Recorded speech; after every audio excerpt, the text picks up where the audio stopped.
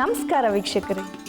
ಹಸಿವು ಊಟದ ರುಚಿಯನ್ನು ಹೆಚ್ಚಿಸೋ ಹಾಗೆ ನಮ್ಮ ಆಯುರ್ವೇದ ಆರೋಗ್ಯವನ್ನು ವೃದ್ಧಿಸುತ್ತೆ. ಅನಾದಿ ಕಾಲದಿಂದಲೂ ಪ್ರಚಲಿತದಲ್ಲಿರುವ ಹಾಗೂ ಪ್ರಶಂಸೆ ಪಡೆದಿರುವಂಥ ವೈದ್ಯಕೀಯ ಪದ್ಧತಿ ಇದು.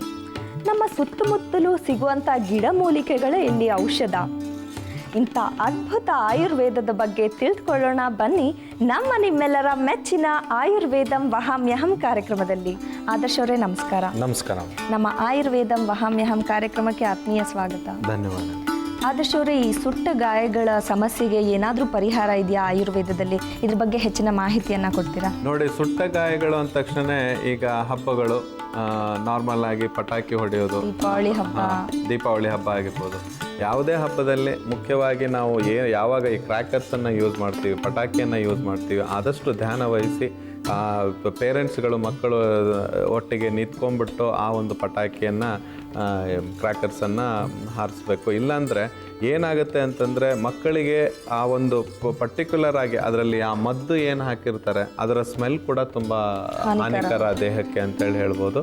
ಮತ್ತು ಅದಲ್ಲದೆ ಆದಷ್ಟು ಈ ಪಟಾಕಿಗಳನ್ನು ಸಿಡಿಸೋದು, ಅದರಿಂದ ಸುಟ್ಟ ಗಾಯಗಳು, ಅಥವಾ ಮನೆಯಲ್ಲಿ ಎಣ್ಣೆ ಬಿದ್ದಿರ್ಬೋದು, ಬಿಸಿನೀರು ಮೈ ಮೇಲೆ ಬಿದ್ದಿರ್ಬೋದು, ಇಂಥ ಒಂದು ಸುಟ್ಟ ಗಾಯಗಳಿಗೂ ಕೂಡ ಸಂಪೂರ್ಣವಾಗಿ ನಾವು ಆಯುರ್ವೇದ ಮನೆ ಔಷಧಿಗಳಲ್ಲೇ ಇದಕ್ಕೆ ಒಂದು ಪರಿಹಾರವನ್ನು ಕಂಡುಕೊಳ್ಬೋದು.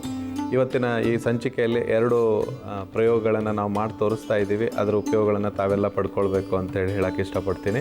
ಮತ್ತು ಈ ಸುಟ್ಟ ಗಾಯಗಳಲ್ಲಿ ಈಗ ನಾನು ಹೇಳಿದ ಪ್ರಕಾರ ಒಂದು ಪಟಾಕಿ ಮದ್ದಿನಿಂದ ಸುಟ್ಟಿರುವಂಥದ್ದು, ಮತ್ತು ನೀರಿನಿಂದ ಬಿಸಿ ನೀರು ಬಿದ್ದಂತಹ ಒಂದು ಸುಟ್ಟ ಗಾಯಗಳೇ ಆಗಿರ್ಬೋದು, ಅಥವಾ ಎಣ್ಣೆ ಬಿದ್ದು ಮೈ ಮೇಲೆ ಸುಟ್ಟ ಗಾಯಗಳೇ ಆಗಿರ್ಬೋದು. ಸಾಮಾನ್ಯವಾಗಿ ಅಡಿಗೆ ಮನೆಯಲ್ಲಿ ಮತ್ತು ಈ ಸುಟ್ಟ ಗಾಯಗಳು ಈ ಬೆಂಕಿಯಿಂದ ಆಗುವಂಥ ಅನಾಹುತಗಳಿಂದ ಆಗುವಂಥದ್ದು, ಮತ್ತು ಅದಲ್ಲದೆ ಈ ಎಲೆಕ್ಟ್ರಿಕಲ್ ಶಾಕ್ ಮತ್ತು ಆ ಒಂದು ಸಮಯದಲ್ಲಿ ಕೂಡ ಕೆಲವೊಂದು ಟೈಮ್ ಬರ್ನ್ ಆಗಿ ಹೋಗ್ಬಿಡುತ್ತೆ. ಅಂಥ ಸಮಯಗಳಲ್ಲಿ ನಾವು ಏನು ಮಾಡಬೇಕು, ಮೋಸ್ಟ್ ಇಂಪಾರ್ಟೆಂಟ್ ಏನಪ್ಪ ಅಂತಂದರೆ ಪ್ರಿಕಾಷನ್ಸ್. ಯಾವಾಗಲೂ ನಾವು ಎಚ್ಚರಿಕೆಯಿಂದ ಇಂಥ ಕೆಲಸ ಕಾರ್ಯಗಳಲ್ಲಿ ತೊಡಗಿದಾಗ ಕೆಲವೊಂದು ಸಾರಿ ಏನಾಗುತ್ತೆ, ಹಬ್ಬ ಹರಿದಿನಗಳಲ್ಲಿ ಆ ಒಂದು ಆತುರತದಲ್ಲಿ ನಾವೇನೋ ಅದನ್ನು ಧ್ಯಾನ ವಹಿಸೋದಿಲ್ಲ, ಹಾಗೇ ಎಲ್ಲ ಮಾಡ್ಲಿಕ್ಕೆ ಹೋಗ್ತೀವಿ. ಸಡನ್ನಾಗಿ ಎಣ್ಣೆ ಬಿತ್ತು ಅಥವಾ ಬಿಸಿನೀರು ಬಿತ್ತು ಅಂತೇಳಿ ಹೇಳ್ತೀವಿ, ಅಥವಾ ಎಲೆಕ್ಟ್ರಿಕಲ್ ವೈರಿಂಗಲ್ಲಿ ಏನಾದ್ರು ತೊಂದರೆಗಳಾಗಿ, ಇಂಥ ಒಂದು ಸಮಯದಲ್ಲಿ ನಾವು ಮೊಟ್ಟ ಮೊದಲಿಗೆ ಧ್ಯಾನ ವಹಿಸಬೇಕಾಗಿರೋದು ಏನಪ್ಪ ಅಂತಂದರೆ, ಕೆಲವರು ಹೇಳ್ತಾರೆ ನೀರನ್ನು ಬಳಸಬಾರ್ದು ಅಂಥೇಳಿ, ಬಟ್ ನಾನು ಹೇಳೋದು ತಣ್ಣೀರನ್ನು ಮುಖ್ಯವಾಗಿ ನೀವು ಬಳಸಲೇಬೇಕು. ಯಾವಾಗ ನಿಮಗೆ ಸುಟ್ಟ ಗಾಯಗಳು ಆಗುತ್ತೆ, ಅಲ್ಲಿ ಬೊಬ್ಬೆ ಬಂದು ಅದ್ರ ಮೇಲೆ ಅದರೊಳಗೆ ಗುಳ್ಳೆಗಳಾಗಿ ನೀರು ತುಂಬಿಕೊಳ್ಳುತ್ತೆ ಅಂತ ಹೇಳ್ತಾರೆ, ಅದ್ರ ಬಗ್ಗೆ ವರಿ ಮಾಡ್ಕೊಳ್ಳೋಕ್ಕೆ ಹೋಗಬೇಡಿ. ಮುಖ್ಯವಾಗಿ ತಣ್ಣೀರನ್ನ ಕೈಗಳ ಮೇಲೆ ಹಾಕ್ಕೊಂಡು ಆದಷ್ಟು ಬೇಗ ವೈದ್ಯರನ್ನು ನೀವು ಸಂಪರ್ಕಿಸಬೇಕಾಗತ್ತೆ. ಮತ್ತು ಹೆಚ್ಚು ಬರ್ನ್ ಆದಾಗ ಇಮಿಡಿಯೇಟಾಗಿ ಅವರನ್ನು ಯಾವುದೇ ರೀತಿಯ ಬ್ಯಾಕ್ಟೀರಿಯಾ ಅವರಿಗೆ ಸೇರಿದಂತೆ ಒಂದು ಬಟ್ಟೆಯಿಂದ ಕವರ್ ಮಾಡಿಕೊಂಡು, ಹೆಚ್ಚು ಈಗ ಒಂದು ಕೈಗೆ ಪೋರ್ಷನ್ಗೆ ಹೆಚ್ಚು ಸುಟ್ಟಿರ್ಬೋದು, ಅದನ್ನು ಆದಷ್ಟು ಬೇಗ ಅದಕ್ಕೆ ಬ್ಯಾಕ್ಟೀರಿಯಾ ಏರ್ನಲ್ಲಿರುವಂಥ ಕಂಟ್ಯಾಮಿನೇಟ್ ಬ್ಯಾಕ್ಟೀರಿಯಾಸ್ ಏನಿರುತ್ತೆ ಅದು ಅದ್ರ ಮೇಲೆ ಕೂತ್ಕೊಳ್ಬಾರ್ದು. ಸೊ ಆದಷ್ಟು ಬೇಗ ಅದನ್ನು ರ್ಯಾಪ್ ಮಾಡ್ಕೊಂಡ್ಬಿಟ್ಟು ವೈದ್ಯರ ಹತ್ರ ಸಂಪರ್ಕಿಸೋದು ತುಂಬ ಉತ್ತಮ ಅಂತೇಳಿ ಹೇಳ್ಬೋದು. ಈಗ ಈ ಸುಟ್ಟ ಗಾಯಗಳಲ್ಲಿ ನಾವು ನೋಡಿದ್ವಿ, ಈಗ ಬಿಸಿನೀರು ಅಥವಾ ಎಣ್ಣೆ ಅಥವಾ ಈ ಯಾವುದೇ ಸುಟ್ಟ ಗಾಯಗಳಿಗೆ ಪ್ರಪ್ರಥಮವಾಗಿ ತಣ್ಣೀರನ್ನು ಹಾಕಿಬಿಡಿ. ತಣ್ಣೀರು ಹಾಕಿದ ನಂತರ ಅದಕ್ಕೆ ಆಯಿಂಟ್ಮೆಂಟ್ ಆಗಿ ಜೇನುತುಪ್ಪವನ್ನು ನೀವು ಹಚ್ಬೋದು. ಇಮಿಡಿಯೇಟಾಗಿ ನಿಮ್ಮ ಹತ್ರ ಜೇನುತುಪ್ಪ ಇಲ್ಲ ಅಂತಂತಂದರೆ ಅದನ್ನು ಇಮಿಡಿಯೇಟಾಗಿ ಕವರ್ ಮಾಡಿಕೊಂಡು ನೀವು ವೈದ್ಯರನ್ನು ಸಂಪರ್ಕಿಸಬೇಕಾಗತ್ತೆ. ಮತ್ತು ಅದಲ್ಲದೆ ಈಗ ಎಲೆಕ್ಟ್ರಿಕ್ ಶಾಕ್ ಆಗಿರ್ಬೋದು, ಅಥವಾ ಬೆಂಕಿಯಿಂದ ಸುಟ್ಟಂತಹ ಗಾಯಗಳಾಗಿರ್ಬೋದು, ಅಡುಗೆ ಮಾಡ್ತಾ ಇರ್ತಾರೆ, ಸಡನ್ನಾಗಿ ಏನೋ ಬಟ್ಟೆಗೆ ಬೆಂಕಿ ಹತ್ತೋದೇನೋ ಆಯಿತು, ಅಥವಾ ಕೈಗಳು ಸುಟ್ಟು ಹೋಯಿತು, ಅಂಥ ಟೈಮ್ದಲ್ಲೂ ಕೂಡ ನೀರನ್ನು ಬಳಸೋದು ತುಂಬ.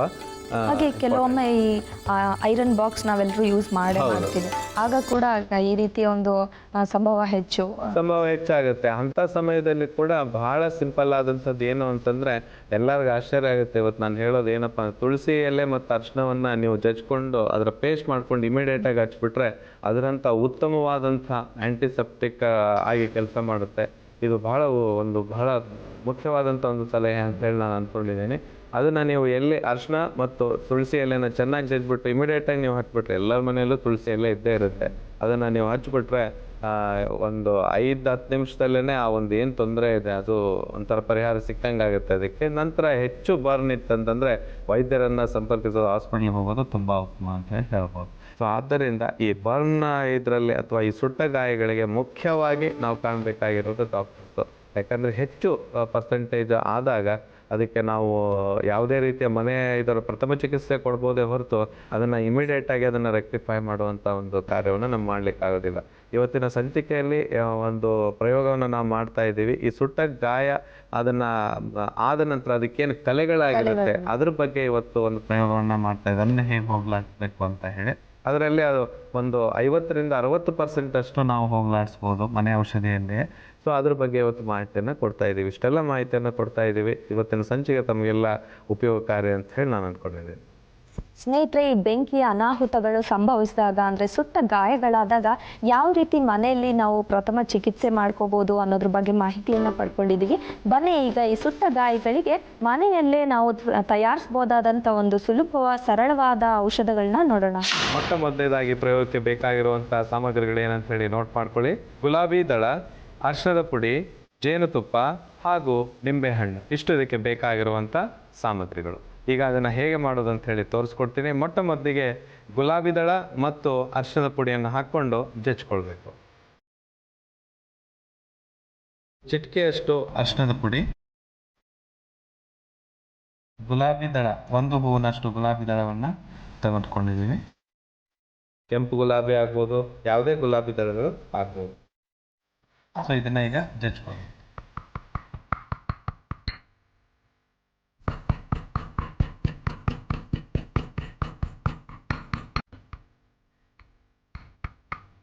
ಕಿರಣಮಯವಾಗಿ ಸಿದ್ಧವಾಗಿದೆ. ಅದನ್ನ ಈಗ ಈ ಒಂದು ಬಟ್ಲಲ್ಲಿ ಹಾಕೊಳ್ಬೇಕು.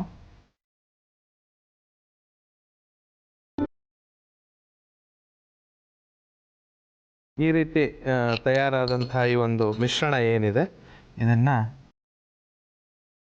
ಇದು ಬಹಳ ಬೇಗನೆ ಮಾಡ್ಕೊಳ್ಬಹುದು. ನೀವು ಯಾವುದೇ ರೀತಿಯ ತಾಪತ್ರೆ ಇರಲ್ಲ. ಯಾಕಂದ್ರೆ ಅರಿಶಿನ ಸಿಗುತ್ತೆ, ಗುಲಾಬಿ ಹೂವುಗಳಂತೂ ಮನೆಯಲ್ಲಿ ಇದ್ದೇ ಇರುತ್ತೆ. ಇದಕ್ಕೆ 1 ಚಮಚ ಅಥವಾ 1.5 ಚಮಚದಷ್ಟು ಇದನ್ನು ಹಾಕ್ಕೊಳ್ಬೇಕು. ಈ ಥರ ಜೇನುತುಪ್ಪವನ್ನು ಬೆರೆಸಬೇಕು. 1-1.5 ಚಮಚದಷ್ಟು ಜೇನುತುಪ್ಪ. ಇದನ್ನು ಬೆರೆಸಿದ ನಂತರ ಇದಕ್ಕೆ ಒಂದು 1/4 ಭಾಗದಷ್ಟು ನಿಂಬೆಹಣ್ಣಿನ ರಸವನ್ನು ಹಿಂಡ್ಕೊಂಡು ಮತ್ತೆ ಇದನ್ನು ಮಿಕ್ಸ್ ಮಾಡ್ಕೊಂಡು. ಗುಲಾಬಿ ದಳಗಳಲ್ಲಿ ಏನೊಂದು ಔಷಧೀಯ ಗುಣ ಇರುತ್ತೆ, ಅದು ಒಂದು ರೀತಿ ಸೂತಿಂಗ್ ಎಫೆಕ್ಟ್ ಕೊಡ್ಲಿಕ್ಕಂತ. ಹೌದು, ಸೂತಿಂಗ್ ಎಫೆಕ್ಟ್ ಅಂತ ಹೇಳಿ ಹೇಳ್ಬೋದು. ಆ ಚರ್ಮಕ್ಕೆ ಏನು ಈ ಕಲೆಗಳಾಗಿರುತ್ತೆ ಆ ಕಲೆಯನ್ನು ಹೋಗಲಾಡಿಸೋದಕ್ಕೆ ಇದು ತುಂಬ ಉಪಯೋಗಕಾರಿ. ಇವತ್ತು ನಾವೇನು ಈ ಜೇನುತುಪ್ಪವನ್ನು ಹಾಕಿದ್ದೀವಿ, ಆಮೇಲೆ ಅರಿಶಿಣದ ಪುಡಿ, ಅದಾದಮೇಲೆ ಈ ಗುಲಾಬಿ ದಳಗಳು ಮತ್ತು ನಿಂಬೆಹಣ್ಣಿನ ರಸವನ್ನು ಹಾಕಿದ್ದೀವಿ. ಇವೆಲ್ಲವೂ ಏನು ಮಾಡ್ತವೆ ಅಂತಂದರೆ ಚರ್ಮದ ಮೇಲೆ ಕಲೆಗಳನ್ನು ಆದಷ್ಟು ಹೋಗಲಾಡಿಸುತ್ತೆ. ಸೊ ಅದರಲ್ಲಿ ಗುಲಾಬಿ ಹೂವು ಬಹಳ ತುಂಬ ಪ್ರಾಮುಖ್ಯತೆಯನ್ನು ಹೊಂದಿರುವಂಥ ಒಂದು ಮುಖ್ಯವಾದ ಪಾತ್ರವನ್ನು ವಹಿಸುತ್ತದು. ಸೊ ಇದನ್ನು ಯಾವಾಗ ನಿಮಗೆ ಈ ಸುಟ್ಟ ಗಾಯಗಳು ಎಲ್ಲ ವಾಸಿ ಆದಮೇಲೆ ಕಲೆಗಳು ಉಳ್ಕೊಂಡಿರುತ್ತೆ, ಅಲ್ಲಿ ನೀವು ಇದನ್ನು ಅಪ್ಲೈ ಮಾಡಬೇಕಾಗತ್ತೆ. ಇದನ್ನು ಕಂಟಿನ್ಯೂಸ್ ಆಗಿ ಒಂದು 2-3 ತಿಂಗಳ ಕಾಲ ದಿವಸಕ್ಕೆ 1 ಬಾರಿ ಬೆಳಿಗ್ಗೆ ಸ್ನಾನ ಮಾಡೋದಕ್ಕಿಂತ ಮುಂಚಿತವಾಗಿ ಒಂದು 2-3 ಗಂಟೆಗಳ ಕಾಲ ಮುಂಚಿತವಾಗಿಯೇ ಇದನ್ನು ಮಾಡಿಕೊಂಡು ಹಚ್ಕೊಳ್ಳೋದು ತುಂಬ ಸೂಕ್ತ ಅಂತ ಹೇಳ್ಬೋದು. ಮತ್ತು ಇದನ್ನು ನಾನು ಮೊದಲೇ ಹೇಳಿದ ಹಾಗೆ 2-3 ತಿಂಗಳ ಕಾಲ ಇದನ್ನು ಕಂಟಿನ್ಯೂಸ್ ಆಗಿ ಹಚ್ಕೊಂಡು ಬನ್ನಿ. ತುಂಬ ಒಳ್ಳೆಯ ಎಫೆಕ್ಟ್ ಆಗುತ್ತೆ ಮತ್ತು ಚರ್ಮದ ಮೇಲಿನ ಕಲೆಗಳು ಕೂಡ ಹೊರಟು ಹೋಗುತ್ತೆ ಅಂತೇಳಿ ಹೇಳ್ಬೋದು. ಆದರೆ 60-65% ಅಷ್ಟು ಕಲೆಗಳು ಹೋಗುತ್ತೆ ಅಂತೇಳಿ ಹೇಳ್ಬೋದು. ವೀಕ್ಷಕರೇ, ಇದನ್ನು ಮನೆಯಲ್ಲಿ ಮಾಡಿ ಇದರ ಪ್ರಯೋಜನವನ್ನು ಪಡೆದುಕೊಳ್ಳಿ. ಸುಟ್ಟ ಗಾಯಗಳಿಗೆ ಮನೆ ಔಷಧ. ಬೇಕಾಗಿರುವ ಸಾಮಗ್ರಿಗಳು: ಗುಲಾಬಿ ದಳ, ಅರಿಶಿನ, ಜೇನುತುಪ್ಪ ಮತ್ತು ನಿಂಬೆಹಣ್ಣು. ತಯಾರಿಸುವ ವಿಧಾನ: ಕುಟಾಣಿಗೆ ಅರಿಶಿನ, ಗುಲಾಬಿ ದಳವನ್ನು ಹಾಕಿ ಚೆನ್ನಾಗಿ ಕುಟ್ಟಿಕೊಂಡು ಒಂದು ಬಟ್ಟಲಿಗೆ ಹಾಕಿಕೊಳ್ಳಿ. ನಂತರ ಅದಕ್ಕೆ ಜೇನುತುಪ್ಪ ಮತ್ತು ನಿಂಬೆ ರಸವನ್ನು ಹಾಕಿ ಬೆರೆಸಿಕೊಂಡರೆ ಸುಟ್ಟ ಗಾಯಗಳಿಗೆ ಮನೆ ಔಷಧ ಸಿದ್ಧ. ಸ್ನೇಹಿತರೆ, ಬನ್ನಿ ಈ ಸುಟ್ಟ ಗಾಯದ ಸಮಸ್ಯೆಗೆ ಮತ್ತೊಂದು ಸರಳವಾದ ಮನೆ ಔಷಧ ಹೇಗೆ ತಯಾರಿಸೋದು ಅಂತ ನೋಡೋಣ. ವೀಕ್ಷಕರೇ, ಇವತ್ತಿನ ದಿವಸ ನಾವು ಈ ಚರ್ಮದ ಸುಟ್ಟ ಗಾಯಗಳಿಗೆ ಯಾವ ರೀತಿಯ ಒಂದು ಔಷಧಿಗಳನ್ನು ತಯಾರಿಸಬಹುದು ಅಂತೇಳಿ ಹೇಳ್ಕೊಡ್ತಾ ಇದ್ದೀವಿ. ಇವತ್ತು 2ನೇ ಪ್ರಯೋಗವಾಗಿ ಇನ್ನೊಂದು ಮನೆ ಔಷಧವನ್ನು ಹೇಳ್ಕೊಡ್ತಾ ಇದ್ದೀನಿ. ಅದಕ್ಕೆ ಬೇಕಾಗಿರುವಂಥ ಸಾಮಗ್ರಿಗಳು ಏನಂತ ಹೇಳಿ ನೋಟ್ ಮಾಡ್ಕೊಳ್ಳಿ.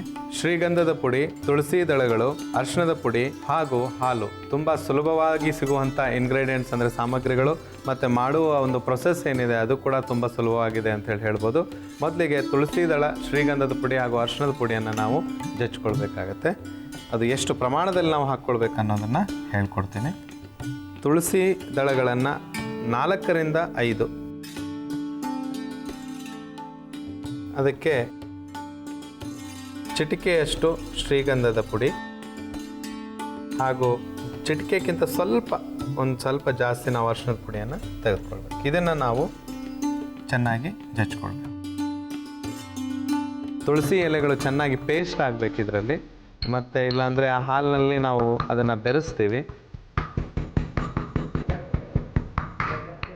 ಈಗ ನಾವಿಲ್ಲಿ ಏನು ಹಾಲನ್ನು ಯೂಸ್ ಮಾಡ್ತಾ ಇದ್ದೀವಿ ಅದು ಕಾದು ಆರಿಸಿದಂಥ ಹಾಲು ತಣ್ಣಗೆ ಮಾಡ್ಕೊಂಡಿದ್ದೀವಿ. ಮತ್ತು ಕೆಲವರು ಏನು ಮಾಡ್ತಾರೆ ಅಂತಂದರೆ ಇದಕ್ಕೆ ಐಸ್ ಕ್ಯೂಬ್ಸ್, ಮಂಜುಗಡ್ಡೆಯನ್ನು ಹಾಕ್ಕೊಂಡು ಕೂಡ ಹಾಲನ್ನು ತಂಪಾಗಿ ಮಾಡಿಕೊಂಡು ಹಾಲನ್ನು ಕುಡಿತಾರೆ. ಅದು ಕೂಡ ತುಂಬ ಒಳ್ಳೆಯದು ಅಂತ ಹೇಳ್ಬೋದು. ಬಿಸಿಯಾಗಿ ಕುಡಿಬೋದು, ಇಲ್ಲ ಅಂತಂದರೆ ತಣ್ಣಗೆ ಮಾಡ್ಕೊಂಡು ಕುಡಿಬೋದು.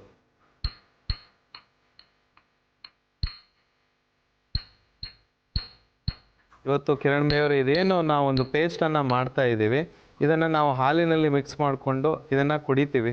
ಇದರಿಂದ ಏನಾಗುತ್ತೆ ಅಂತಂದರೆ ಈ ಗಾಯಗಳು ಏನಾಗಿರುತ್ತೆ ನಮ್ಮ ಶರೀರದ ಮೇಲೆ, ಈ ಸುಟ್ಟ ಗಾಯಗಳು, ಅದು ಬಹಳ ಬೇಗನೆ ಹೀಲ್ ಆಗುವಂಥ ಒಂದು ಹೀಲಿಂಗ್ ಡ್ರಿಂಕ್ ಅಂತ ಹೇಳ್ಬೋದು. ಸೊ ಅಂಥ ಒಂದು ತುಂಬ ಉಪಯುಕ್ತವಾದಂಥ ಒಂದು ಈ ಹಾಲು ಕಷಾಯ ಆಗಿದೆ. ಇದನ್ನು ಮನೆಯಲ್ಲಿ ಮಾಡೋದು ಕೂಡ ನೋಡಿ ತುಂಬ ಸುಲಭವಾಗಿ ಸಿಗುವಂಥ ಇಂಗ್ರೀಡಿಯೆಂಟ್ಸ್. ಹಾಗೆ ಸಾಮಾನ್ಯವಾಗಿ ನಾವು ಗಾಯಗಳು, ಸುಟ್ಟು ಗಾಯಗಳಂದ ತಕ್ಷಣ ಬರೀ ಲೇಪ ಇರ್ಬೋದು, ಅದಕ್ಕೆ ಲೋಷನ್ ಇರ್ಬೋದು ಅನ್ಕೊಂತೀವಿ. ಆದ್ರೆ ಇಂಟರ್ನಲ್ಲಿ ಅಂದ್ರೆ ನಮ್ಮ ಬಾಡಿಗೆ ಅದನ್ನ ಬಹಳ ಇಂಪಾರ್ಟೆಂಟ್ ಆದಂತ ಒಂದು ನೀವು ಹೇಳ್ದಂಗೆ ಹೀಲಿಂಗ್ ಡ್ರಿಂಕ್ ಅಂತ. ಹೌದು, ಹೀಲಿಂಗ್ ಡ್ರಿಂಕ್ ಅಂತ ಹೇಳ್ಬೋದು. ಇದು ಸಿದ್ಧವಾಗಿದೆ. ಅದನ್ನ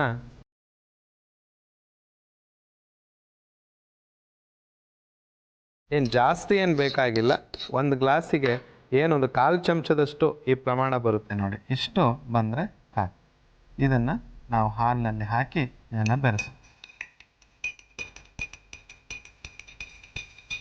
ಆದಷ್ಟು ನಾವು ಶ್ರೀಗಂಧದ ಪುಡಿಗಿಂತ ಶ್ರೀಗಂಧದ ತೇಲ್ಬಿಟ್ಟು ಅದರ ಲೇಪವನ್ನು ಇದರಲ್ಲಿ ಮಿಕ್ಸ್ ಮಾಡೋದು ತುಂಬ ಉತ್ತಮ ಅಂತ ಹೇಳ್ಬೋದು.